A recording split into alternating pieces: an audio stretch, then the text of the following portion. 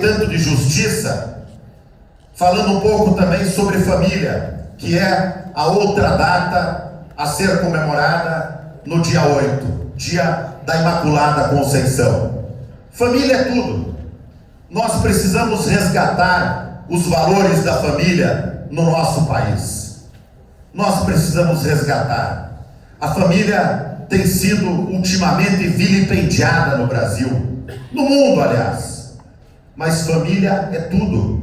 O que seria eu sem minha doce Karina, sem meu filho Pedro, de 9 anos? Seria um zero à esquerda, porque a família é o sustentáculo de um homem. Na Escola Naval de Sagres, em Portugal, está escrito: navegar é preciso, viver não é preciso. Poesia de Fernando Pessoa. Quando ele fala viver não é preciso, ele não está se referindo a não é necessário. Ele não diz que não é necessário viver. Ele diz que a ciência de viver não é precisa, não é exata, não é matemática. Na vida 2 mais 2, infelizmente, não são 4. E nessa vida imprecisa, para navegar pelos mares turbulentos, quem nos leva ao porto seguro é sempre a família. Por isso,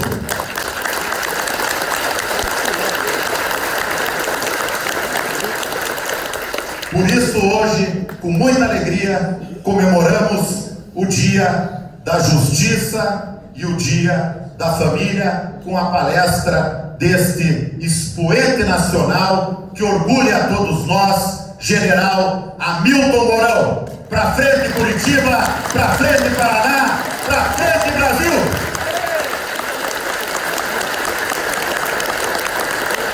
Muito obrigado ao nosso secretário de Estado da Justiça, Família e Trabalho, o deputado federal Nelly Prevot, que muito bem deu as boas-vindas a todos vocês. E neste momento, o secretário de Justiça, Família e Trabalho, nosso deputado federal Nelly Prevot, homenageia personalidades do meio jurídico, de que de alguma forma contribuíram para os avanços na área, além de lideranças que ajudaram no desenvolvimento do Estado do Paraná e também no nosso país. Convidamos, Prevot, vice-presidente Mourão, Curitiba, e aplaude de pé.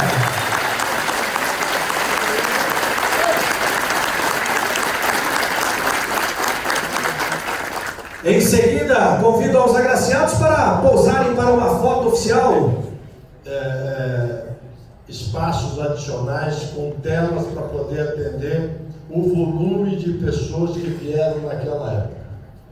E o grande problema que surgiu naquele dia, a questão da segurança, porque a gente não imaginava de que tanta gente viesse.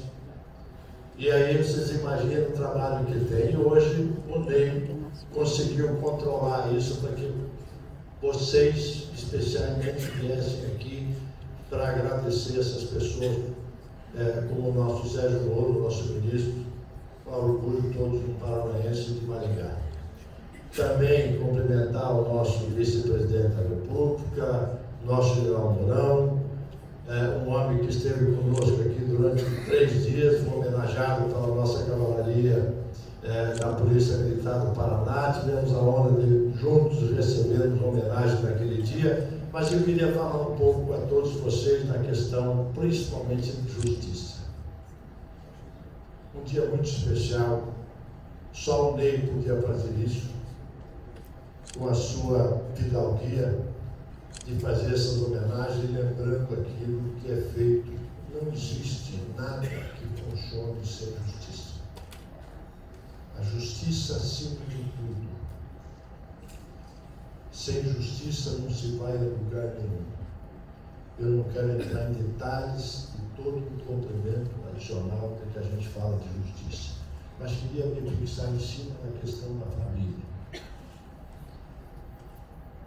O esteio de um povo, o esteio de uma nação é a família. Sem família, desordem, desorganização, desestruturação, tudo que a gente está vendo e está vendo neste país e no mundo.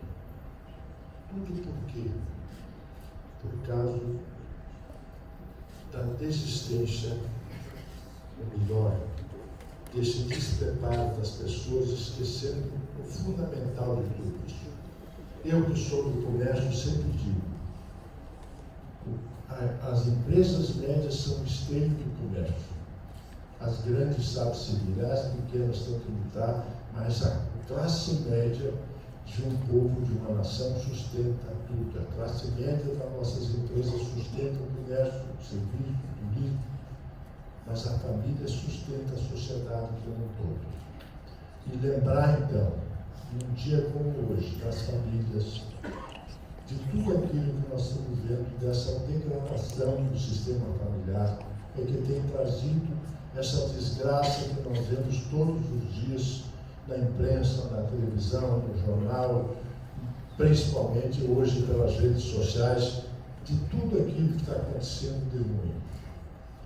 E aqui no Paraná, o MEI tem feito um trabalho extraordinário, mas não só o MEI, o governo, as instituições. Aqui eu queria falar um pouco do nosso tribunal, meu caro Xisto Pereira, dessa parceria que a Federação do Comércio tem com o Tribunal de Justiça do Paraná, feito pela nossa desembargadora Juruci, em parceria com o SESC.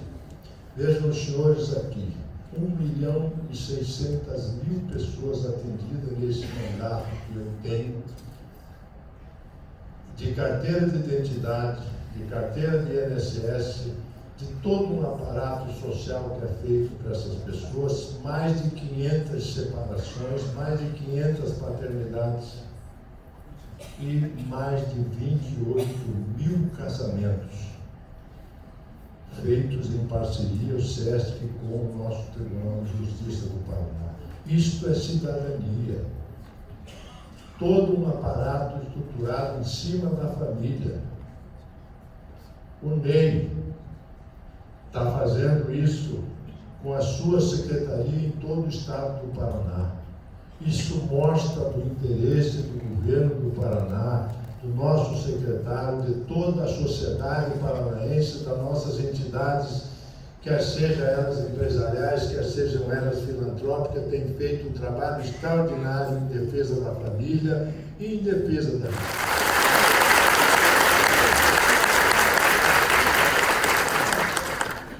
Bom dia a todos.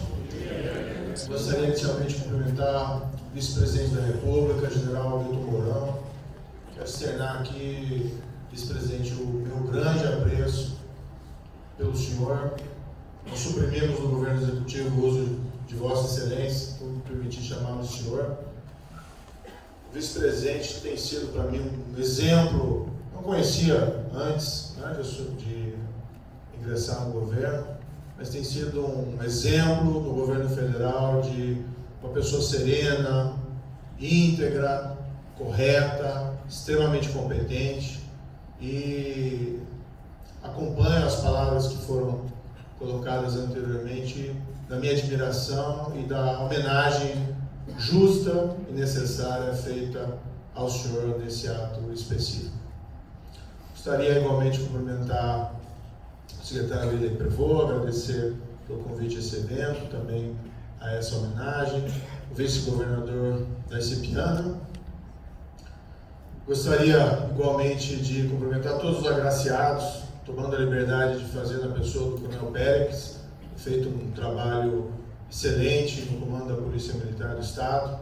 Nós temos algumas iniciativas, várias iniciativas conjuntas com a Segurança Pública do Estado do Paraná, em particular o projeto Em Frente Brasil, mas temos outras parcerias também igualmente relevantes. Gostaria de mandar também um cumprimento especial à senhora Karina Leprevô, Paula Mourão, minha esposa, Rosângela Moro, e cumprimentar todos os presentes aqui, agradecer pelas palavras gentis que foram feitas aqui pelo Darcy Piana, pelo Leprevô, pela generosidade da plateia. Muito obrigado. Há dias que parece que a justiça não existe. Nós assistimos criminosos sendo soltos, fazendo pouco da justiça. Nós nos cansamos de ouvir tantas mentiras. Nós, por vezes, assistimos até condenados, parricidas, saindo às ruas em Dia das Mães, Dia dos Pais. E eu sempre me indago, por que isso acontece? Porque a justiça, por vezes, nos é negada. A minha reflexão é que isso acontece sempre para nos lembrar que ela precisa ser conquistada. Nós caímos porque nós precisamos aprender a levantar. E essas situações de denegação de justiça simplesmente nos motivam, nos devem motivar a ir adiante, a reconstruí-la, a reconquistá-la. E é isso que nós temos tentado fazer no governo federal do presidente Jair Bolsonaro. Nós temos trabalhado firmes na área da segurança pública e na área da justiça para nós melhorarmos o nosso sistema de justiça. Recentemente foi aprovado, amplamente divulgado na Câmara dos Deputados, o projeto anticrime, com muitas medidas relevantes que vão melhorar o cenário da justiça e da segurança pública. Já falei publicamente, respeitosamente, que a Câmara poderia ter ido além. Claro que isso faz parte do jogo democrático. Cabe a nós buscar convencer os parlamentares do aceito de todas as medidas, mas várias medidas ali propostas são extremamente relevantes. Para ficar em duas delas, algo simples, mas quando acontece, gera aquele desprezo pela justiça, aquele desprezo pela lei, aquela sensação de abandono, aquela sensação de terra de ninguém, a proibição para saídas temporárias de condenados por crimes hediondos com resultado morte. Se não vamos precisar mais ver parricidas, por exemplo, saindo do cumprimento de sua pena de prisão em feriados como o Dia dos Pais ou Dia das Mães. Simples, mas importante, por uma questão de justiça, por uma questão de apreço à lei. Outra medida essencialmente importante, está ali previsto que os vereditos do Tribunal do Júri vão ser executados já a partir do julgamento de primeira instância. Não é incomum hoje em dia, após o julgamento do júri, que no Brasil é responsável por julgar homicídio e feminicídio, basicamente, crimes contra a vida, não é incomum que após um julgamento condenatório pelo Tribunal do Júri, com toda aquela solenidade própria do Tribunal do Júri, alguém condenado por um feminicídio, um requinte de crueldade, sai pela porta da frente.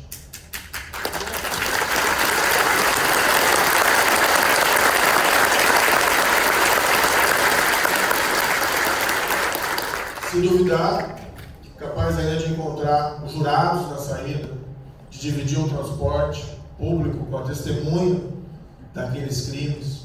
Tudo isso gerando aquela sensação de abandono, de perda, de desprezo pela justiça.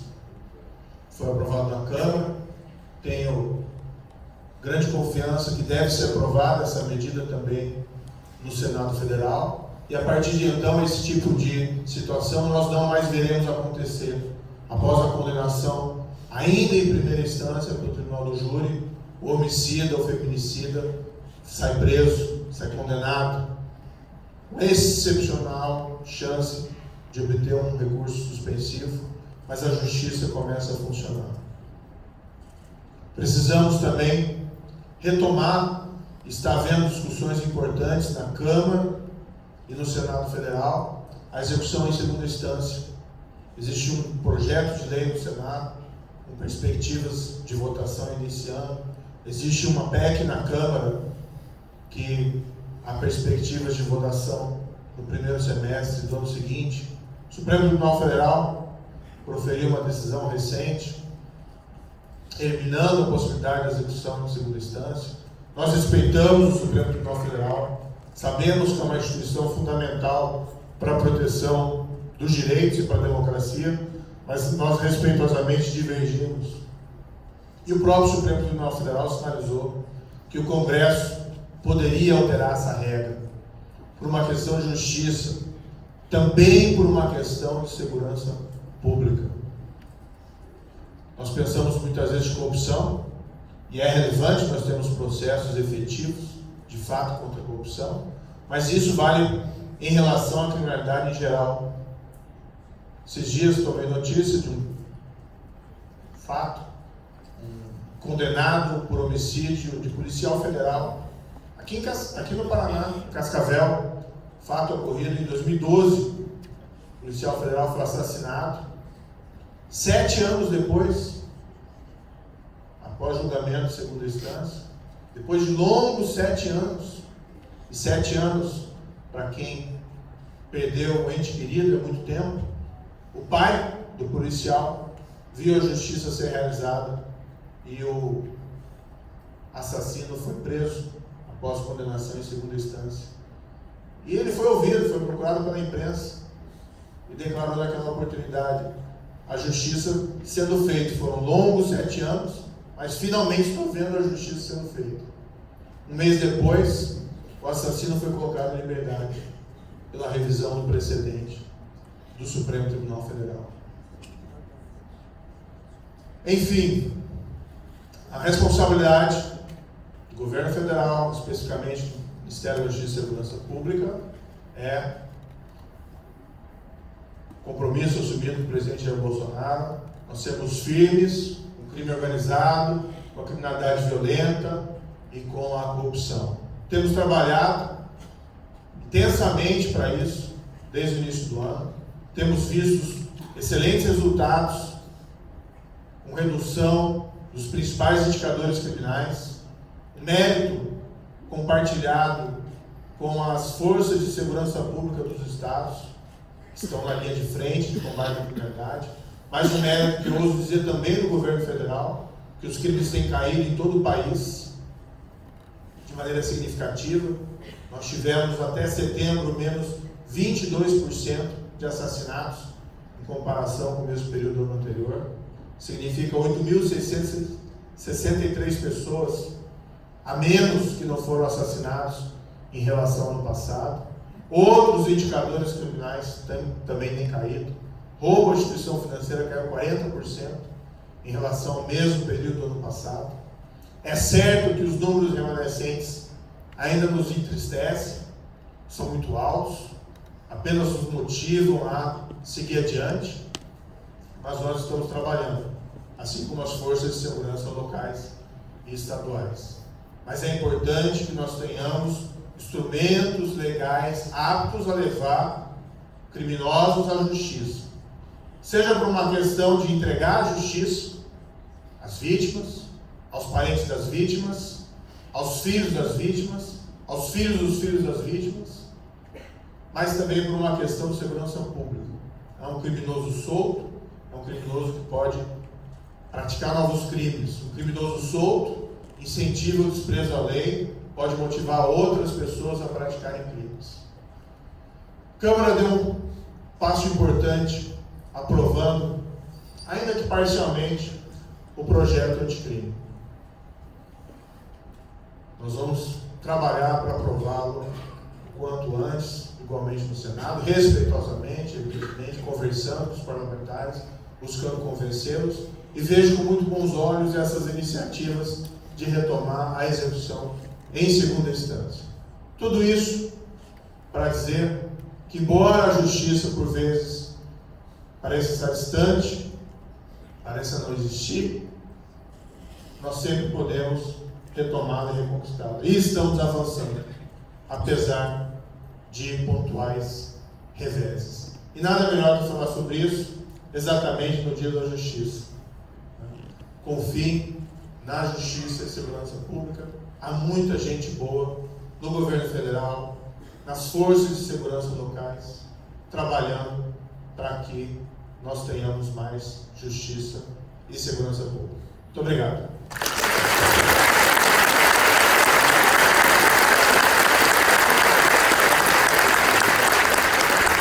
Muito obrigado ao Ministro de Estado da Justiça e Segurança Pública, Sérgio Moro, e neste momento, senhoras e senhores, com a palavra, o Vice-Presidente da República.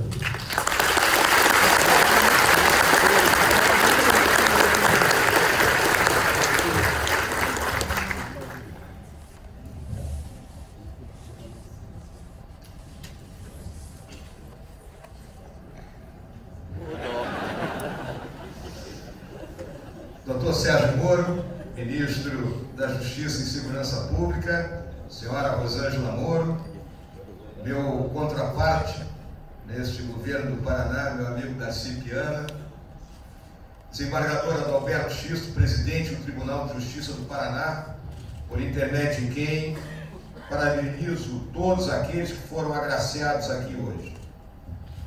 Deputado federal Ney Leprevost, secretário estadual de Justiça, Família e Trabalho, a quem agradeço essa homenagem.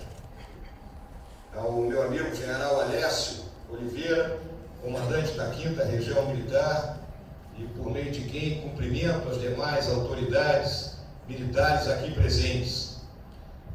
Senhores ministros do Superior Tribunal de Justiça aqui presentes, demais autoridades civis e militares, senhoras e senhores, bom dia! Bom dia!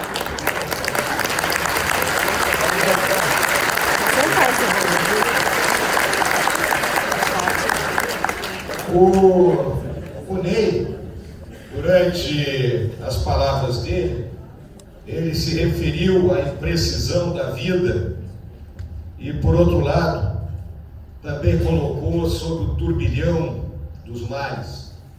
E realmente, a era que nós estamos vivendo hoje é uma era de mares revoltos, de céus um tanto quanto cinzentos, porque o mundo se encontra num momento de mutação, num momento de transformação.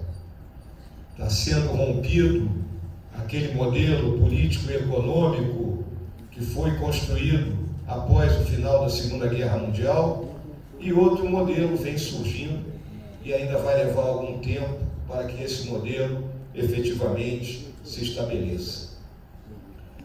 Desde os primórdios aí da humanidade, sempre se buscou que houvesse um equilíbrio de poder para que as pessoas conseguissem viver em paz, tivessem a sensação de segurança e a partir daí pudessem ter o progresso não só pessoal, mas como também material.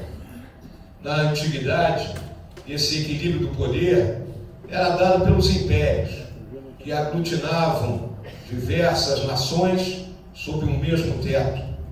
E aí tivemos o Império Persa, o Império Assírio, o Império Egípcio, passamos pelos gregos, com Alexandre conquistando grande parte do que era o mundo conhecido naquele momento, e chegamos a Roma, a paz romana, que durou 4 séculos.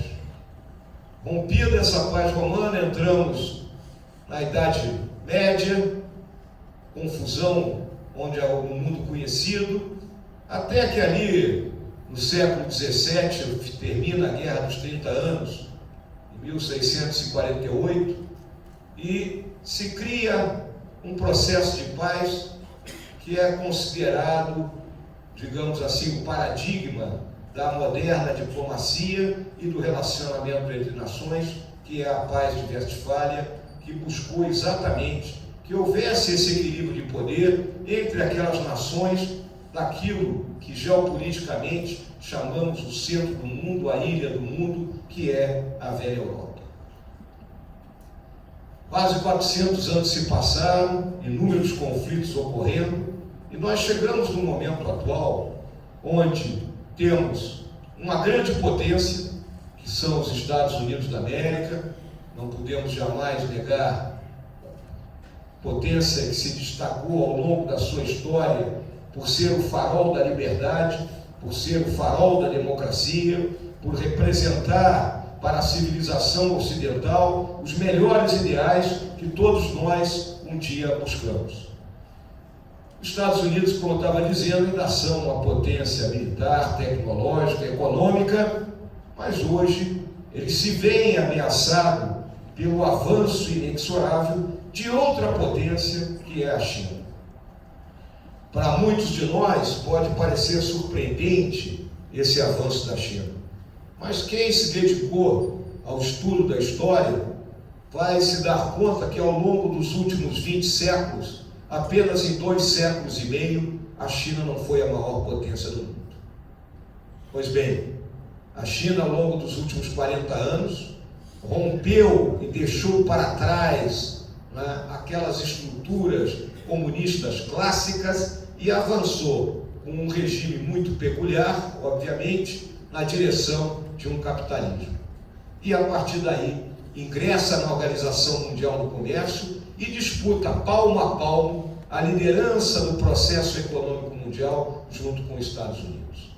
Óbvio que temos outras potências que atuam, como a Rússia, que muitos pensavam que ficaria para trás após a dissolução da União Soviética, mas a Rússia tem também o seu potencial, assim como as nações da Europa Ocidental, como a França, como a Alemanha, como a Grã-Bretanha, vivendo o seu dilema na questão do Brexit, né? E isso gera essa insegurança toda. Vivemos uma guerra comercial, né?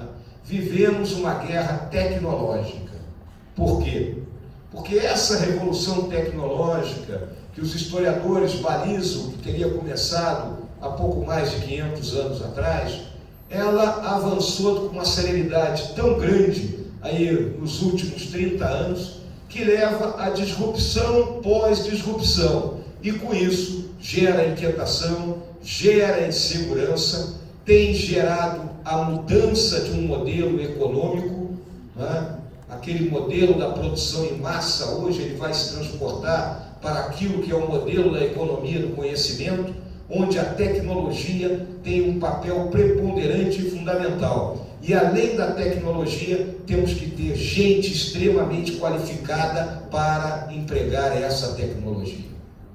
Então, dessa forma, vemos que a desigualdade aumenta, né? Fruto dessa revolução tecnológica, porque está havendo uma acomodação no mercado. A classe média vê perder grande parte do seu poder salarial, do seu poder de compra, se sente um tanto quanto achatada. A porção mais rica dos diferentes povos, ela aumenta o seu acúmulo de capital, e a porção mais pobre diminui mais ainda esse acúmulo de capital. As pessoas sentem essa insegurança, principalmente os jovens que olham para frente e dizem: aonde eu vou me colocar nisso? Qual é o meu futuro? Por outro lado, aqueles que já chegaram na faixa aí dos 50, batendo nos 60 anos, que tinham uma visão de que naquele momento seria a sua aposentadoria após 30 e poucos anos de trabalho, começam a entender que esse modelo também se esgotou. Se esgota porque estamos vivendo mais. Se esgota porque a tecnologia, a pesquisa e o desenvolvimento deram novas armas à medicina que nos permitem viver mais. Já se diz que a primeira pessoa que vai viver 150 anos já nasceu. É algum guri que está perambulando por aí. E ele vai chegar a essa idade. Então, todos os povos, todos os governos têm essa responsabilidade de conseguir reequacionar e redimensionar o que está acontecendo em seus diferentes países. E aí ocorrem protestos. Protestos que nascem da noite para o dia, conduzidos de uma forma totalmente diferente. Nós ainda temos gente que tenta organizar protesto no modo antigo, né? Na base do carro de som.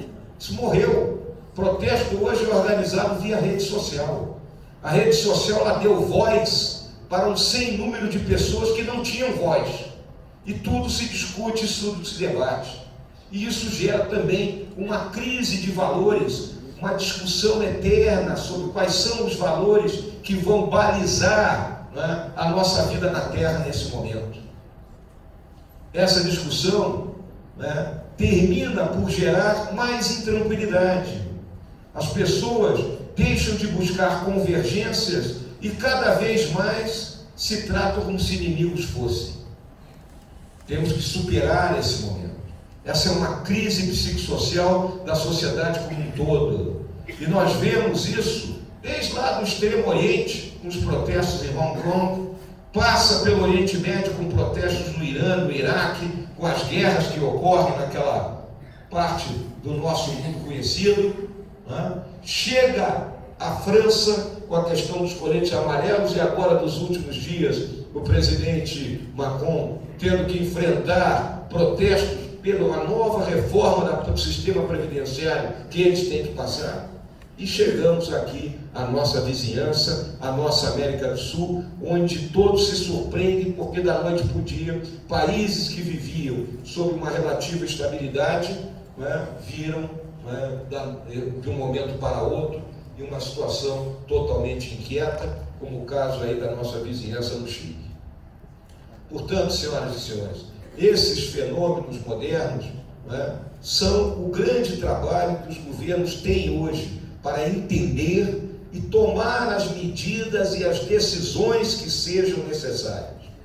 Governos que estão realmente preocupados com o futuro das pessoas a quem eles representam e do país para o qual eles foram responsabilizados, têm que olhar para políticas de Estado e não políticas de governo. E é isso que o presidente Jair Bolsonaro vem fazendo, desde o primeiro dia em que ele chegou ao governo. Senhoras e senhores, não há democracia sem justiça. Não há justiça sem democracia. Então a democracia é pilar da civilização ocidental.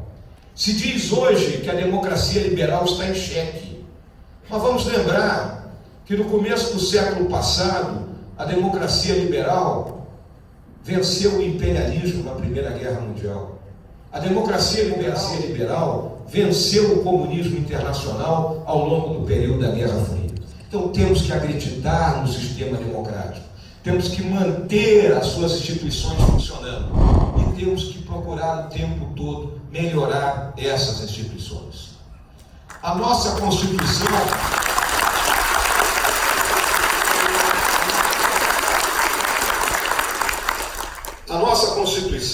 já no seu preâmbulo, atribui ao Estado democrático o dever de assegurar o exercício dos direitos sociais e individuais, a liberdade, a segurança, o bem-estar, existem como valores supremos da sociedade. Esses são os pilares, é o farol da nossa civilização. Esses valores e princípios tornam-se pujantes no governo do presidente Bolsonaro, de forma simples e sem sobressaltos, porque nós estamos fazendo e nos pautando pela nossa Constituição.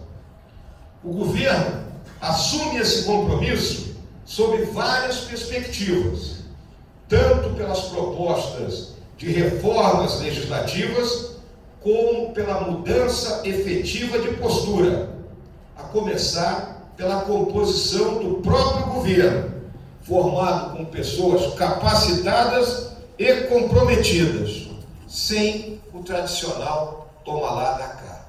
Senhoras e senhores, estamos em dezembro, está terminando o primeiro ano de governo. Citem, por favor, um escândalo de corrupção nesse governo. Alguém está sendo acusado de corrupção nesse governo? As novas oportunidades têm se tornado possíveis porque o governo tem debatido de forma transparente com as instituições brasileiras, o Congresso, o Poder Judiciário e a sociedade, buscando assim tornar o Brasil o país que sempre desejamos. Senhoras e senhores, a visão do presidente Bolsonaro é que o destino manifesto do Brasil é ser a mais próspera e mais pujante democracia liberal ao sul do Equador. Quando nós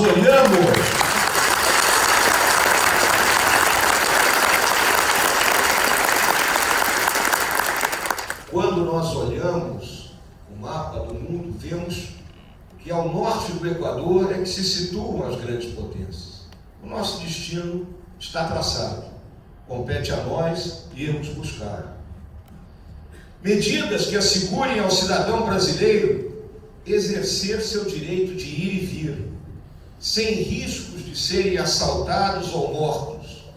Essas medidas são indispensáveis para a efetivação da democracia.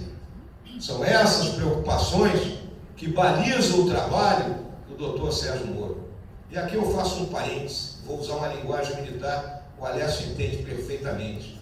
Se eu tiver que ir para a guerra, o Moro faz parte da minha tropa.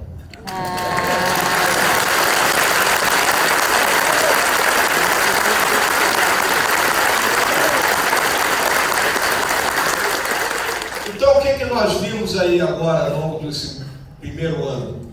Vimos o pacote anticrime, assim batizado pela imprensa, ser entregue ao Congresso e, com clareza, com muita determinação e muita paciência, o nosso governo foi negociando lá dentro, até que fosse aprovado aquilo que era possível. O ótimo é inimigo do bom. Temos uma lei boa agora avançando, mas vamos buscar o ótimo, né, amor?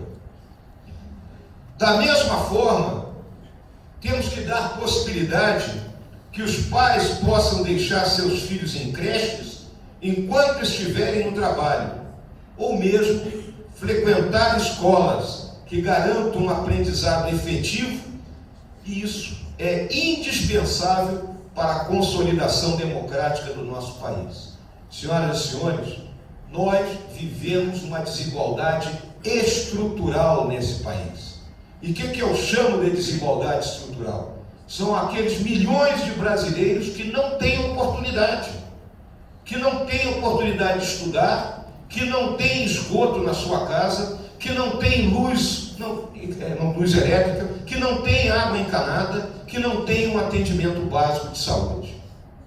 Temos que fazer o trabalho nos 3 esferas de governo, federal, estadual e municipal, para que os brasileiros se alinhem na linha de partida, para que estejam iguais no momento de iniciarem a sua vida profissional.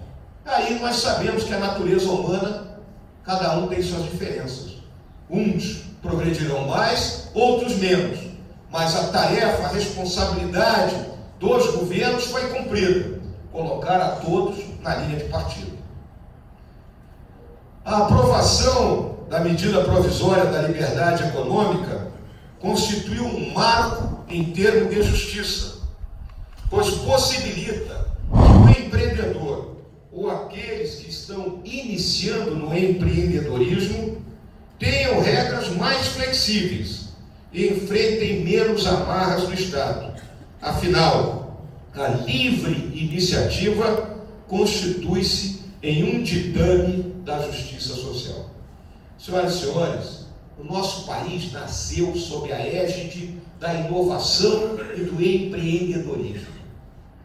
Quando o infante Dom Henrique, lá no século XV, criou a Escola de Navegação de Sagres, aqui citada pelo Ney, ela era uma NASA da época, se nós compararmos. Lá estavam os melhores cartógrafos, os melhores geógrafos, os melhores navegadores, os melhores matemáticos. Utilizaram as melhores invenções daquela época. Criaram a caravela, uma nau fantástica, viu, Figueiredo? Uma nau que tinha velas quadradas e velas triangulares, que navegava contra o vento. Se depararam com esse continente Brasil. E aí o empreendedorismo das capitanias hereditárias, das bandeiras, das entradas, de Pedro Teixeira subindo o rio Amazonas e chegando até Quito, nos deu esse vasto território. Esse território que nós temos que preservar e proteger. Nós protegemos o nosso meio ambiente. Nós temos uma das legislações mais avançadas do mundo. É importante que isso seja dito. Na Amazônia, quem tem uma propriedade de 100 hectares, 80 hectares tem que estar preservados. 20 podem ser explorados. Ou seja, pode ser desmatado. Portanto, existe desmatamento legal em desmatamento ilegal. Compete ao governo coibir o desmatamento ilegal. Também é importante deixar claro que a nossa matriz energética é quase totalmente renovável, é limpa. São 88% da nossa energia oriunda de hidrelétrica, de eólica, de solar, de bioenergia. O resto do mundo é só 25%. O resto do mundo queima petróleo e carvão. E nós somos os culpados pela poluição.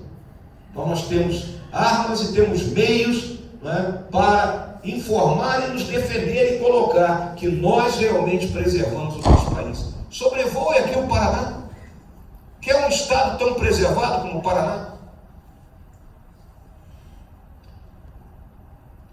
Além disso, precisamos fortalecer os pequenos negócios, responsáveis pela geração de mais de 500 mil de empregos, contribuindo com cerca de 27% do nosso produto interno bruto. Na nossa questão econômica, nós temos dois problemas estruturais sérios. Um é a questão das contas públicas, que foram deterioradas a um nível tal que nós estamos no 6º ano no vermelho.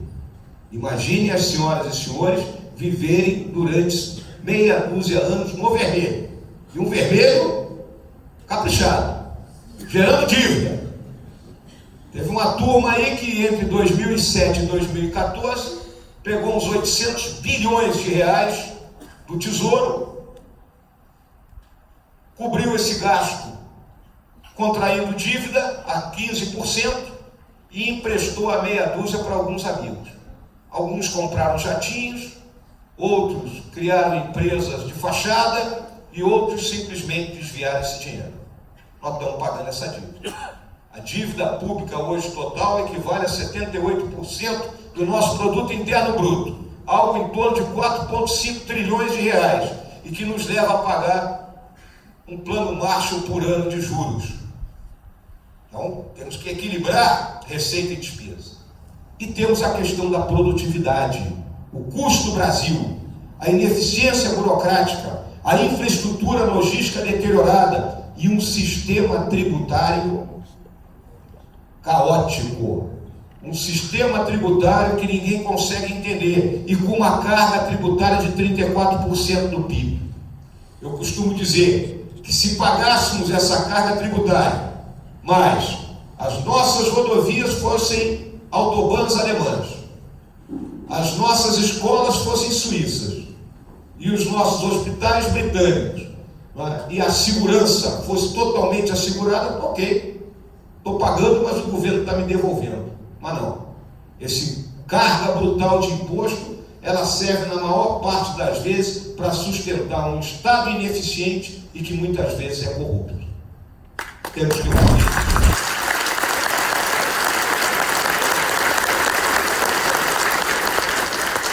Então, na busca do equilíbrio da receita e despesa, a aprovação da reforma da Previdência foi um passo relevante para tornar o Brasil um país mais justo, na medida em que viabiliza para as próximas gerações a garantia de que receberão aposentadoria e outros benefícios previdenciários ou sociais. Da forma como estava o nosso sistema previdenciário, ele rompia um dos pilares básicos da civilização ocidental, que é o pacto de gerações. Nós que somos mais velhos iríamos disputar, mas a garotada mais nova ia trabalhar do berço ao túmulo sem descanso, porque não teria uma mínima aposentadoria para receber. Para atuar na área da produtividade, temos que ir para a reforma tributária, de modo que o sistema de arrecadação se torne mais justo, porque a própria Constituição determina a necessidade de ser observada a capacidade contributiva do contribuinte. E aí vamos tocar num outro aspecto da justiça, a justiça fiscal. Quem ganha mais, paga mais. Quem ganha menos, paga menos. Essas medidas concretizam o compromisso do presidente Jair Bolsonaro em garantir às gerações futuras uma vida melhor. Winston Churchill dizia que o estadista é aquele que pensa nas próximas gerações e não nas próximas eleições. Essa é a visão do presidente Bolsonaro.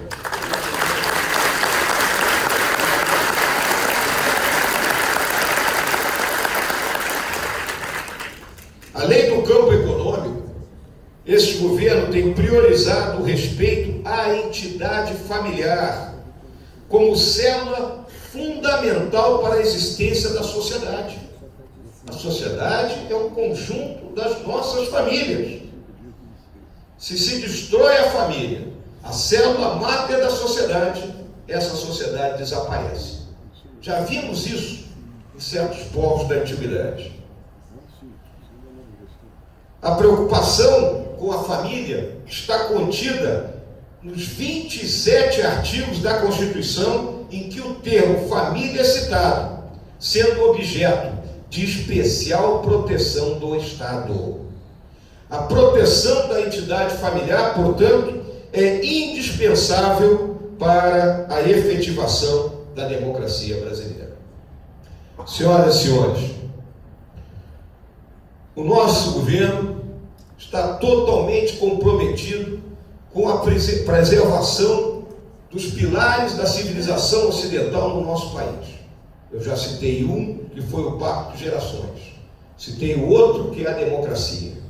O terceiro é o capitalismo, mas o capitalismo com o Estado fazendo a sua parte, de modo que rompa com a desigualdade estrutural. Estado de Direito, e foi muito bem citado aqui pelos que me antecederam, e é o resumo do Estado de Direito.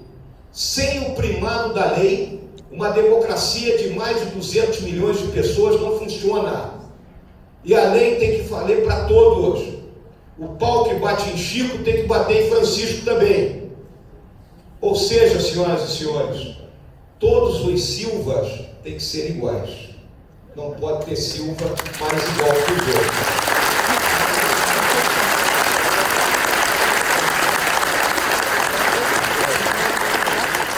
E para que uma nação ocidental seja forte, a sociedade civil tem que fazer a sua parte.